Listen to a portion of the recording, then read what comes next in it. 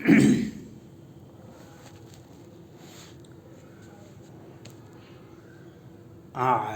दुनिया में रूस और यूक्रेन का युद्ध 55 डेज हो गया। मैंने पहले कहा था रूस के माननीय राष्ट्रपति पुतिन साहब को आप हॉब्स लॉक रूसो का सिद्धांत नहीं पढ़े हैं, आप मार्क्स और लेनिन को ही पढ़े थे। मैंने कहा था आपको मार्क्स और लेनिन का तो पढ़ लिए थे, लेकिन हॉब्स लॉक रूसो का भी सिद्धांत आपको पढ़ना पड़ेगा। यूक्रेन के राष्ट्रपति ने पुतिन साहब को सीधे सीधे धमकी दे दिए। आपने कहा था 5 दिन में हम आपका हत्या कर देंगे, मार देंगे, यूक्रेन को बर्बाद कर देंगे, लेकिन हम 50 दिन के बाद भी जिंदा हैं। अब और अमेरिका के माननीय राष्ट्रपति जो बाइडेन साहब ने भारत को अनेक तरह से समझाए, जो आप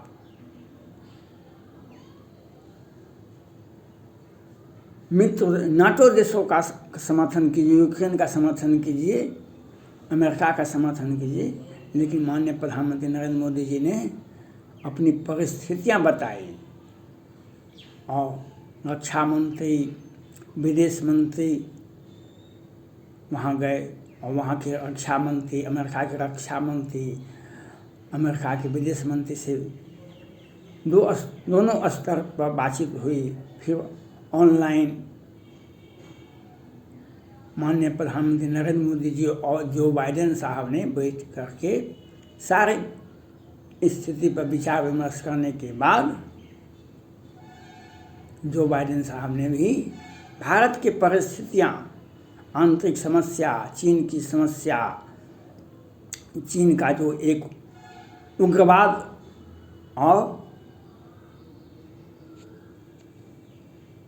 दूसरे के ज़मीन को हथियाने का जो प्रयास है, एक साम्राज्यवाद का जो सिद्धांत चीन चला रहा है, और नेपाल, श्रीलंका, पाकिस्तान के बारे में सारे विषयों पर चर्चा हुई और अंत में जो बाइडेन साहब ने भारत और अमेरिका का संबंध को मजबूत करते हुए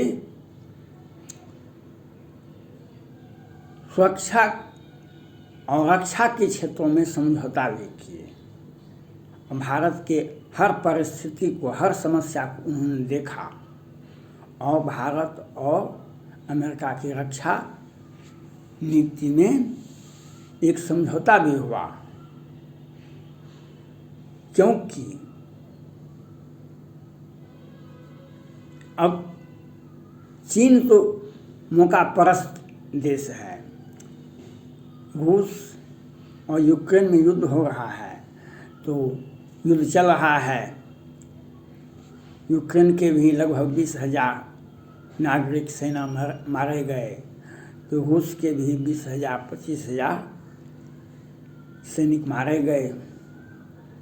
इस बीच में चीन ने ताइवान को धमकी दे दिया कि वह मेरा अभिन्न अंग है, और चीन बार बार पहले से भी कह रहा था जो वह मेरा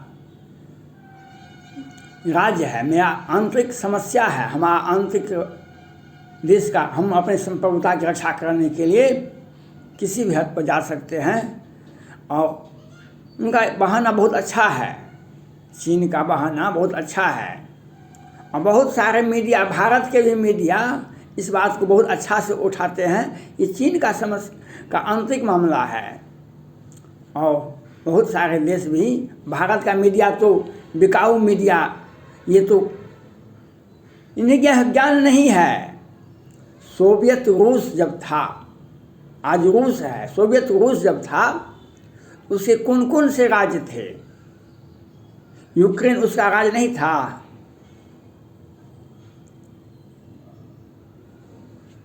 जब 19वीं सदी में ही बहुत सारे राज्य का उदय भी नहीं हुआ था। ये तो 1950 के बाद 1947 में भारत आज़ाद हुआ और उसके बाद बहुत सारे विश्व में परिस्थितियाँ बदली, देश का नाम बदला, देश की समस्या बदली, लेकिन जो पत्रकार इंडिया के हैं जो यह बोलते हैं चीन का हिस्सा है ताइवान, वे बिकाऊ मीडिया हैं और वे बिकाऊ मीडिया हैं। उनका इतिहास ही ऐसा है। नहीं देखे थे राजदीप सिंह जो दिल्ली में 26 जनवरी के अवसर पर किसान महासभा का आयोजन हुआ था दिल्ली में, और एक ट्रैक्टर चालक, ट्रैक्टर मालिक ट्रैक्टर चला रहा था, वह एक्सीडेंट कर गया। और राजदीप जी देसाई जी सबसे बड़े पत्रकार हैं इंडिया में। अभी जितने भी पत्रकार बचे हुए हैं, कुछ तो मर गए, लेकिन सबसे बड़े पत्रकार, उन्होंने कहा कि नहीं पुलिस की गोली से मर गया। तो ऐसे मीडिया वाले यह बात कहते हैं ताइवान चीन का हिस्सा है। यूक्रेन भी तो रूस का हिस्सा है, रूस ले ले यूक्रेन को। तिब्बत चीन का हिस्सा है, वह छोटा देश था, उसका अतिक्रमण कर लिया, उसका आधिपत्य कर लिया। चीन तो यहाँ तक कहता है जो लेह, लद्दाख, पेंगोंग, हिमाचल प्रदेश, अरुणाचल प्रदेश, उत्तराखंड सभी तो हमारा हिस्सा है। वह नाम भी लिख देता है हिंदी भाषा में, कौन कौन भाषा में। लेकिन चीन, रूस को यह अहंकार था हम सुपर पावर हैं, हमारा युद्ध, हमारा कोल्ड वार अमेरिका से होता है, हम यूक्रेन को मिटा के दिखा देते हैं 5 दिन में। आज रूस का विघटन अब होगा।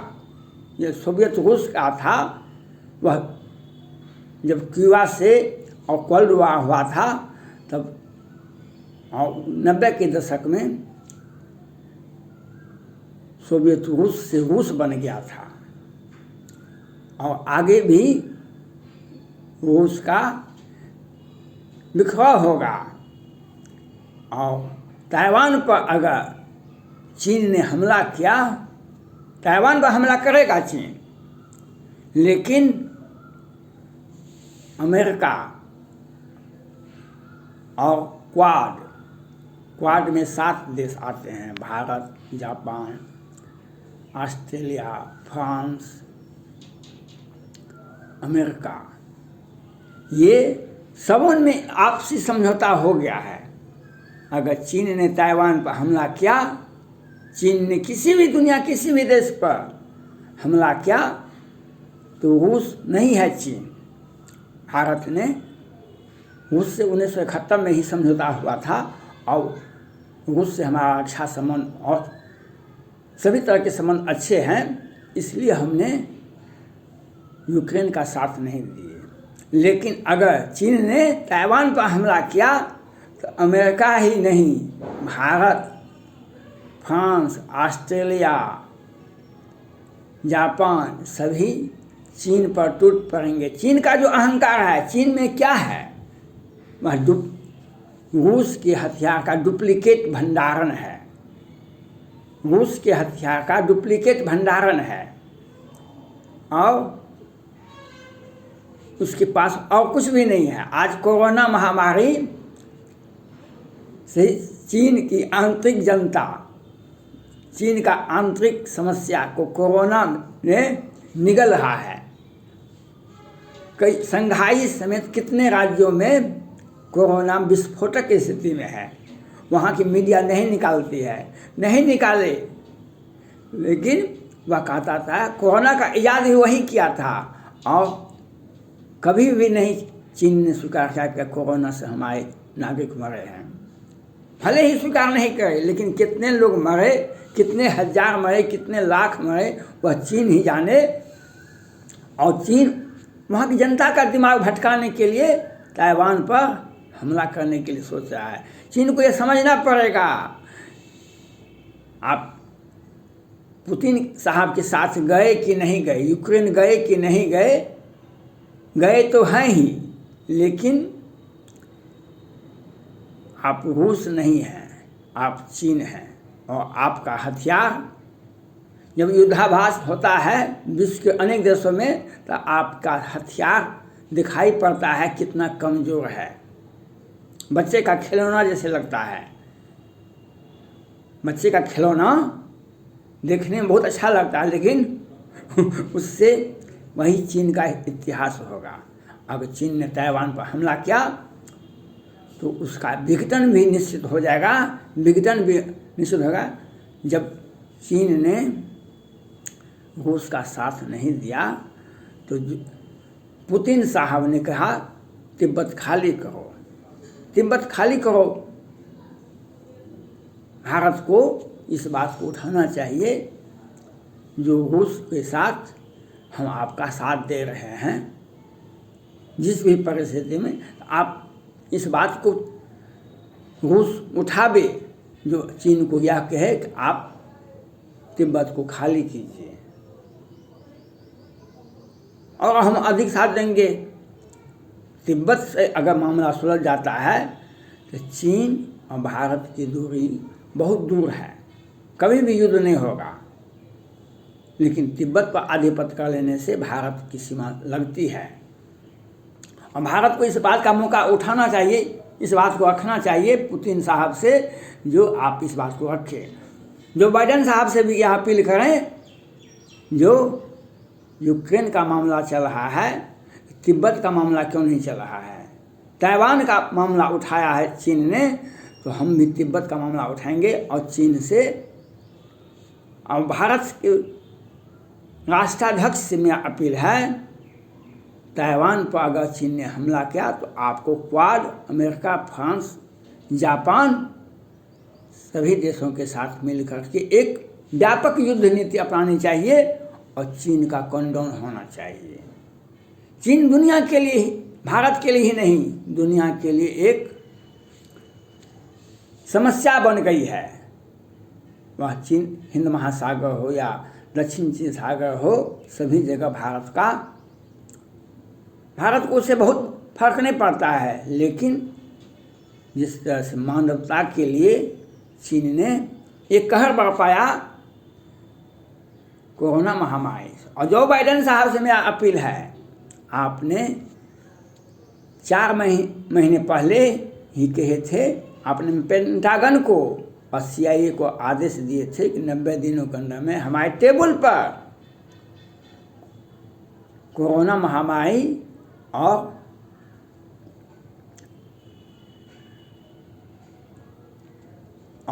चीन का युद्ध नीति दो विषयों पर आपने कहा था। 90 दिनों का कोरोना महामारी का विकास किस तरह से चीन में हुआ, उसका आपने कहा था, आदेश दिया था कि 90 दिन के अंदर में हमारे टेबल पर आना चाहिए।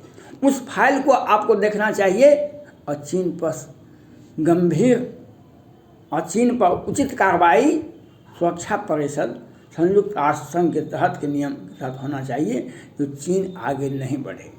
आज चीन में कोरोना है, वह दूसरे देशों में भी प्रसार सकता है। इसलिए सचेत रहने की जो बाइडेन साहब से मेरा अपील है, कोरोना का जो उसका फैक्ट्री है, जो जिस राज्य में जिस जिला में है, उसको नष्ट नाबूद किया जाए और ताइवान की रक्षा के लिए अमेरिका का जो वचन है उसके साथ साथ भारत, फ्रांस, ऑस्ट्रेलिया सभी को एक साथ आना चाहिए। ताइवान की सुरक्षा चीन का विनाश का कारण बनेगा, चीन का विनाश हो जाएगा। जब पुतिन साहब जब रूस चला जाएगा तो चीन का विघटन भी निश्चित होगा। युद्ध होगा ताइवान से, चीन का भी विघटन होकर रहेगा। धन्यवाद।